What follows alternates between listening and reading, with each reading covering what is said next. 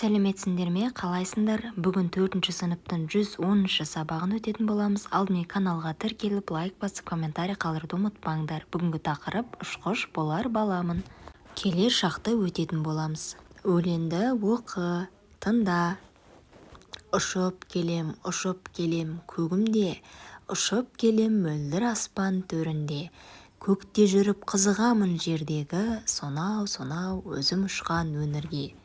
Анау менің асу белдерім, асқаралы тауларым мен көлдерім.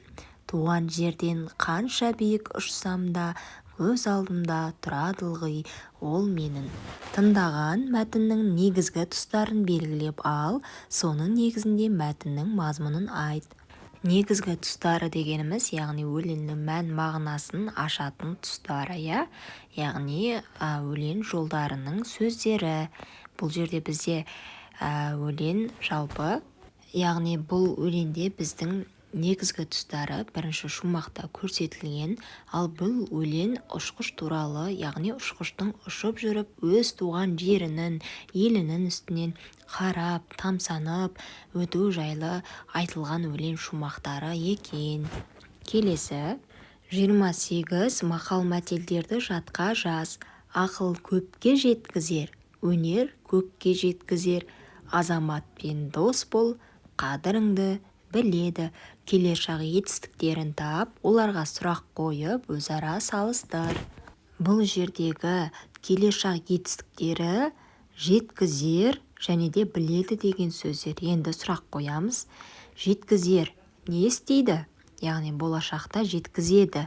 Не істейді? Келер шақта тұр. Біледі. Не істейді болашақта? Біледі. Бол дегенде сөз етістік, бірақ бұл ешқандай, яғни келер шаққа жатпайтын етістіктің түрі. Келесі жаттығу берілген етістіктердің 3 шақта жаз. Оқы, көр, ойна. Енді осы шақта және өткен шақ, келер шақтың сұрақтарын есімізге түсіреміз. Сонда бізде 3 шақты жазғанда мынандай сөздер шығады. Яғни оқы, оқыды, оқиды, көр, көрді, көреді, ойна, ойнады, ойнайды. Соңғы сөзде яғни қате жазылып кетіпті, дұрыстап жазып аларсыңдар деген үміттемін. 30-шы жаттығу сызбаны пайдаланып етістіктің шақтары туралы білетініңді айт.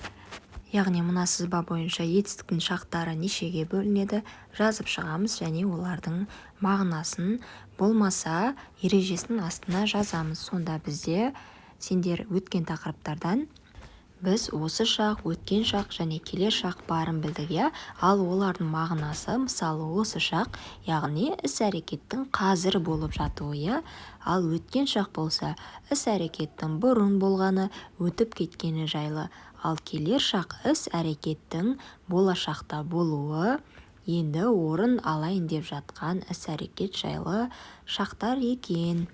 31-ші жаттығу жұмбақты оқып, шешуін тап. Аспанда жүзеді, қанатын қақпайды. Жерде де жүреді, бауырлап жатпайды. Етістіктерді тап, қай шақта тұрғанын айт, жұмбақтың шешуіндегі сөзді қатыстырып сөйлем құра. Ал енді қараймыз, жұмбақтың жауабы бізде ұшақ болады, яғни аспанда жүргенмен ол ешқандай қанат қақпай ұшады, ал жерде жүргенде дөңгелек арқылы бауырламай жүзеді, жүреді. Енді етістіктер жүзеді және жүреді, не істейді деген сұраққа жауап беріп, келер шақта тұр. Ал жұмбақтың жауабын пайдалана отырып, мынандай сөйлем құрауға болады. Мен алғаш рет ұшақпен ұшып бұлттардың ортасынан өттім. Болмаса кез келген мен алғаш рет ұшаққа міндім. Мен Астанаға ұшақпен ұшып бардым деген сияқты басқа да өздерің кез келген сөздер құрауларыңа болады.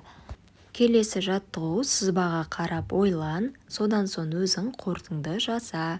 Мен, сен, біз. Яғни өз, көр, ойла, қуан. Яғни осы сөздерді мен, сен, біз деген сөздерге жіктік жалғаумен қосып жазуымыз керек. Сонда бізде мен өсемін, мен ойлаймын, мен көремін, мен қуанамын. Сен өсесің, сен ойлайсың, сен көресің, сен қуанасың. Біз өсеміз, біз ойлаймыз, біз көреміз, біз қуанамыз. Яғни байқап тұрсаңдар жіктік жалғау сөздерге үндестік заңына бағыну арқылы жалғанып тұр.